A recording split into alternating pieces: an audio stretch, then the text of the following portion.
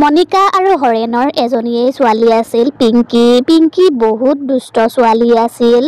পিংকি দুষ্ট হোৱাৰ বাবে মনিকায়ে তাইৰ বহুত স্কুল সলনি কৰিবলগীয়া হৈছিল।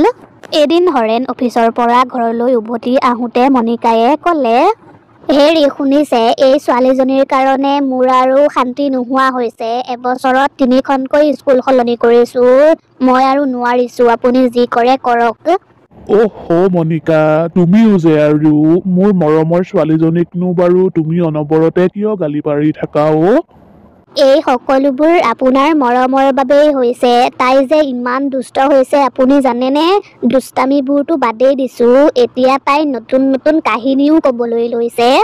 আপুনি তাইক বুজাই দিয়ক। মই এইবাৰ তাইক যিখন স্কুলত এডমিশ্যন কৰাই দিম সেইখন স্কুলত যাতে তাই আৰু একো দুষ্টামি নকৰে, নহ'লে কিন্তু মই তাইক আৰু কোনো স্কুললৈকে নপঠিয়াওঁ। তোমাৰ মায়ে যিখিনি কথা ক'লে তুমি শুনিলা নহয় পিংকি মাইনা? শুনিলো দেউতা, ঘৰত মাৰ গালি শুনি থকাতকৈ স্কুল যোৱাই ভাল। পিছদিনায়ে মনিকায়ে গৈ ঘৰৰ ওচৰৰে স্কুল এখনত পিংকিৰ এডমিশ্যন কৰাই দিলে আৰু পিংকিও ধুনীয়াকৈ তাইৰ শ্ৰেণীকোঠাত বহি ল'লেগৈ। কিছু সময়ৰ পাছতেই শ্ৰেণীকোঠালৈ শিক্ষয়িত্ৰী আহিল আৰু পিংকিক দেখি পিংকিক মাতিলে। তুমি নতুনকৈ আহিছা ন?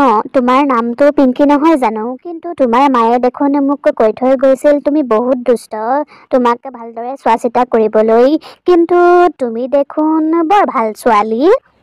বাইদেউ আপুনিয়ে এতিয়া কওকচোন, সৰু ল'ৰা ছোৱালীয়ে দুষ্ট নকৰি কোনে কৰিব?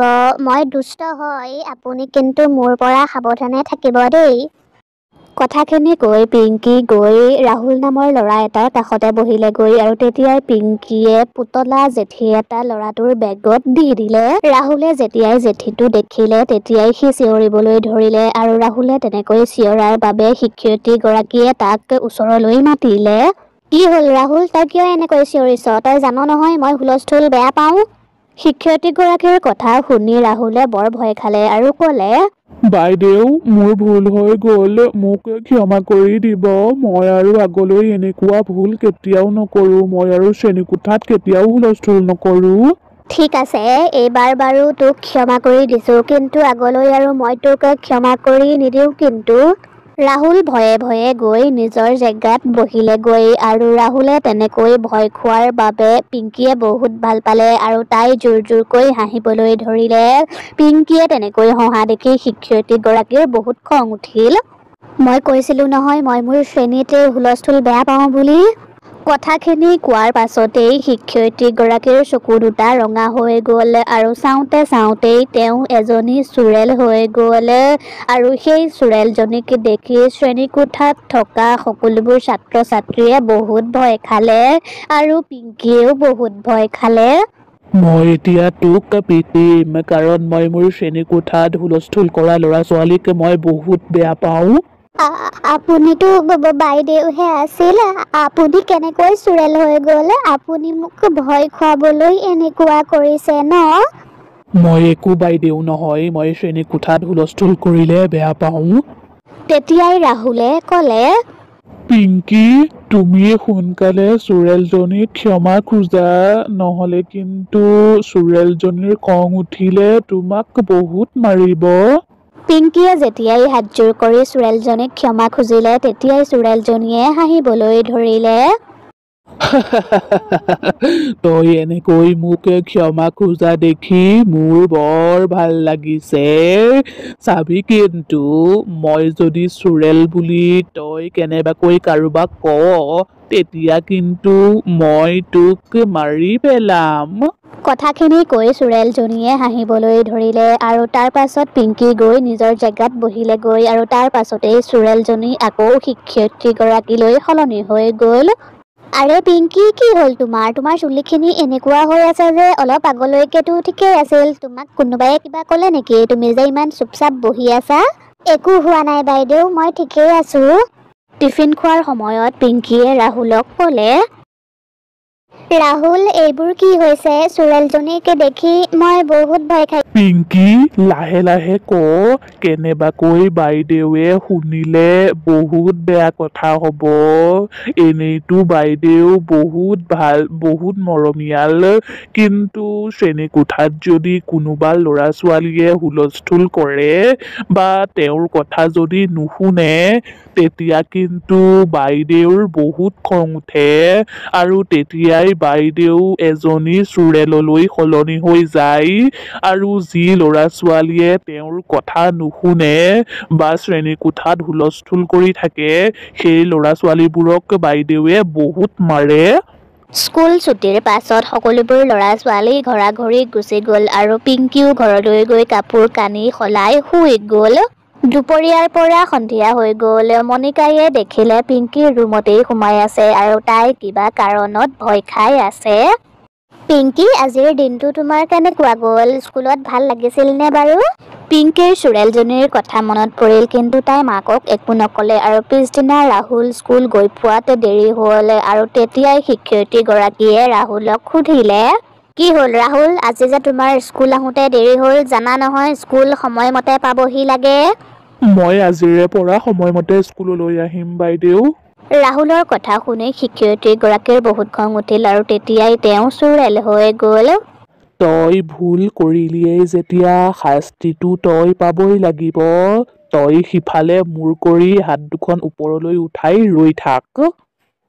ৰাহুলে হাত দুখন ওপৰলৈ উঠোৱাৰ লগে লগে চুৰেলজনীয়ে এডাল এছাৰি লৈ ৰাহুলক মাৰিবলৈ ধৰিলে। ৰাহুলক তেনেকৈ মৰা দেখি পিংকিয়ে ক'লে, চুৰেল বাইদেউ, তাক আৰু নামাৰিব, তাক এৰি দিয়ক।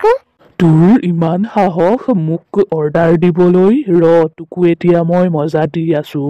তাৰ পাছত চুৰেলজনীয়ে পিংকিকো মাৰিবলৈ ধৰিলে। স্কুল ছুটিৰ পাছত পিংকি ঘৰলৈ আহি তাই মাকক সাবটি ধৰিলে আৰু ক'লে, মা, মা, মই আৰু স্কুললৈ নাযাওঁ। মই সেই চুৰেলজনীৰ শ্ৰেণীলৈ নাযাওঁ। সেই চুৰেলজনী বহুত খঙাল। তাই ল'ৰা ছোৱালীবোৰক বহুত মাৰে মা। পিংকি, তুমি আকৌ নতুন কাহিনী বনাবলৈ লৈছা ন? তুমি চাগে কিবা দুষ্টামি কৰিলা, সেইবাবেহে চাগে তোমাক মাৰিলে। সন্ধিয়া হৰেণ ঘৰলৈ আহোঁতে পিংকিয়ে কোৱা কথাবোৰ মনিকায়ে তেওঁক ক'লে, আপুনিও শুনক জীয়েকৰ কাহিনীবোৰ। পিংকি মাইনা, তোমাৰ শ্ৰেণীকোঠাৰ শিক্ষয়িত্ৰীগৰাকী যদি চুৰেল, তেতিয়াহ'লে তুমি আমাক প্ৰথম দিনাই নকলা কিয়? কেনেবাকৈ এইবোৰ তোমাৰ স্কুল নোযোৱাৰ কাহিনী নহয়তো? তেতিয়াই পিংকিয়ে কান্দি কান্দি ক'লে, নহয় দেউতা, এইবাৰ মই মিছা কথা কোৱা নাই।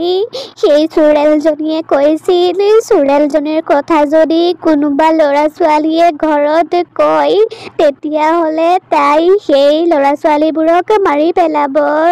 কিন্তু আজি মোক চুৰেলজনীয়ে বহুত মাৰিলে, সেইবাবেহে মই তোমালোকক কথাবোৰ ক'লো। পিছদিনাকে মনিকা আৰু হৰেণ স্কুললৈ গৈ প্ৰিন্সিপালজনক কথাবোৰ ক'লেগৈ। কিছুদিনৰ আগত এজন ছাত্ৰই সেই শিক্ষয়িত্ৰীগৰাকীৰ কথা কৈছিল, কিন্তু দুদিনৰ পাছতেই ছাত্ৰজনৰ এটা এক্সিডেণ্টত মৃত্যু হয়। তাৰ পাছৰে পৰাই মই কথাটো ভবাই নাই। তাৰ মানে মোৰ ছোৱালীজনীয়ে মিছা কথা কোৱা নাই। সেই চুৰেলজনীয়ে মোৰ ছোৱালীজনীক কিবা কৰাৰ আগতেই আমি কিবা এটা কৰিব লাগিব। আপুনি চিন্তা নকৰিব, মই এজন ত্ৰান্তিকক চিনি পাওঁ, তেওঁকেই ইয়ালৈ মাতি আনিব লাগিব। তাৰ পাছত মনিকায়ে গৈ সেই ত্ৰান্তিকজনক স্কুললৈ লৈ আহিলে আৰু তাৰ পাছত সকলোৱে মিলি খিৰিকীয়েদি শ্ৰেণীকোঠাটোলৈ চালে আৰু দেখিলে এজনী চুৰেলে ল'ৰা ছোৱালীবোৰক বহুত গালি পাৰি আছে।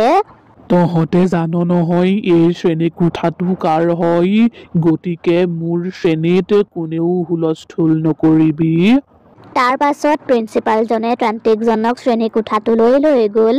তেতিয়াই ত্ৰান্তিকজনে চুৰেলজনীৰ গালৈ কিবা ছটিয়াই দিলে আৰু তেওঁ মন্ত্ৰ মাতিবলৈ ধৰিলে। ঐ ত্ৰান্তিক, ভালে ভালে তই ইয়াৰ পৰা গুচি যা, নহ'লে কিন্তু তোৰ লগত বহুত বেয়া হ'ব, কাৰণ এইটো মোৰ শ্ৰেণীকোঠা। মই সকলোবোৰ গম পাইছো। শিক্ষয়িত্ৰীগৰাকীৰ গাত বেয়া আত্মায়ে প্ৰৱেশ কৰিছে। তাৰ মানে শিক্ষয়িত্ৰীগৰাকী চুৰেল নহয়, তেওঁৰ গাত বেয়া আত্মাইহে প্ৰৱেশ কৰিছে। হয় মই বেয়া চুৰেল সেইবাবে মই এতিয়া কাকো সোধাই নেৰো এই শিক্ষয়িত্ৰীগৰাকীকো আৰু শ্ৰেণীকোঠাৰ ল'ৰা ছোৱালীবোৰকো ত্ৰান্তিকজনে তেওঁৰ মোনাৰ পৰা এটা খালী বটল উলিয়ালে আৰু মন্ত্ৰ মাতিবলৈ ধৰিলে। তই শিক্ষয়িত্ৰীগৰাকীৰ শৰীৰটো এৰি এই বটলটোৰ ভিতৰত সোমাবই লাগিব, নহ'লে মই তোৰ এনেকুৱা অৱস্থা কৰিম তই ভাবিবই নোৱাৰিবি। ত্ৰান্তিকজনৰ কথা শুনি চুৰেলজনীৰ বহুত খং উঠিল আৰু তেতিয়াই চুৰেলজনীয়ে পিংকিৰ ডিঙিত ধৰিলে, কিন্তু ত্ৰান্তিকজনে মন্ত্ৰ মতা বন্ধ নকৰিলে। মন্ত্ৰৰ শব্দ শুনি চুৰেলজনীৰ শক্তি কমিবলৈ ধৰিলে আৰু তেতিয়াই চুৰেলজনীয়ে শিক্ষয়িত্ৰীগৰাকীৰ শৰীৰ এৰি বটলটোৰ ভিতৰত সোমাই গ'লহি। ত্ৰান্তিকজনে বটলৰ খপখন মাৰি দিলে আৰু শিক্ষয়িত্ৰীগৰাকীও চুৰেলজনীৰ পৰা হাত সাৰিলে। পিংকি, তোমাক বহুত বহুত ধন্যবাদ। তোমাৰ বাবেই আজি মই চুৰেলজনীৰ পৰা হাত সাৰিলো। মই মৰাৰ ভয়তেই চুৰেলজনীৰ কথা মই কাকোৱেই কোৱা নাছিলো। তাৰ পাছত সকলোৱে ত্ৰান্তিকজনক ধন্যবাদ দিলে আৰু ত্ৰান্তিকজনে বটলটো লৈ তাৰ পৰা গুচি